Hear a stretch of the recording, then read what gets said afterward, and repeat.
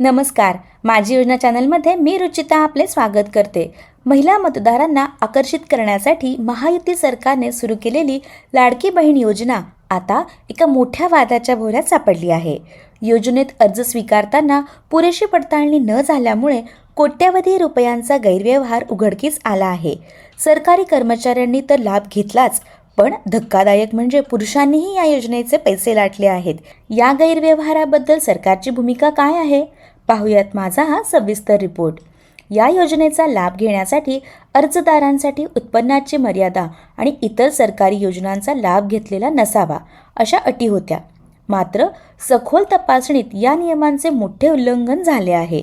महिला व बालविकास मंत्री आदिती तटकरे यांनी विधानसभेत याबद्दल लेखी माहिती दिली. 2 प्रमुख गैरव्यवहार पुढीलप्रमाणे आहेत. राज्यातील तब्बल 9,526 सरकारी महिला कर्मचाऱ्यांनी चुकीच्या पद्धतीने 14,50,00,000 रुपयांचा लाभ घेतला आहे.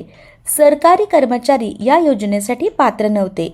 याहून गंभीर बाब म्हणजे 14,298 पुरुषांनी चक्क लाडकी बहीण म्हणून अर्ज केला आणि राज्याच्या तिजोरीतील तब्बल 21.44 कोटी रुपये लाटले.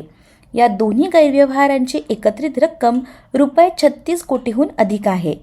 हा कोट्यवधी रुपयांचा गैरप्रकार उघडकीस आल्यानंतर राज्य सरकारने यावर अत्यंत कठोर भूमिका घेतली आहे.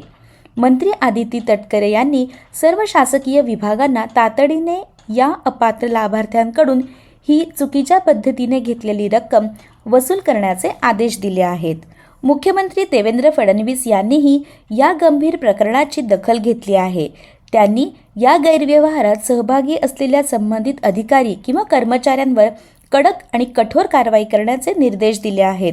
वसुली प्रक्रियेमध्ये कोणीही अधिकारी किंवा कर्मचारी अडथळा आणण्याचा प्रयत्न करेल त्याची गय केली जाणार नाही असा स्पष्ट इशारा मुख्यमंत्र्यांनी दिला आहे.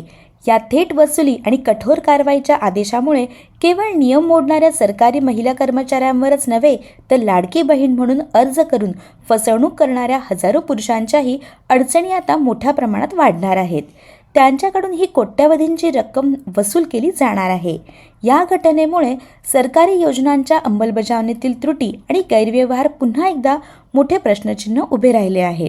मी रुचिता या महत्त्वपूर्ण माहितीसह इथेच थांबते. माझी योजना चॅनलला सबस्क्राईब करायला विसरू नका.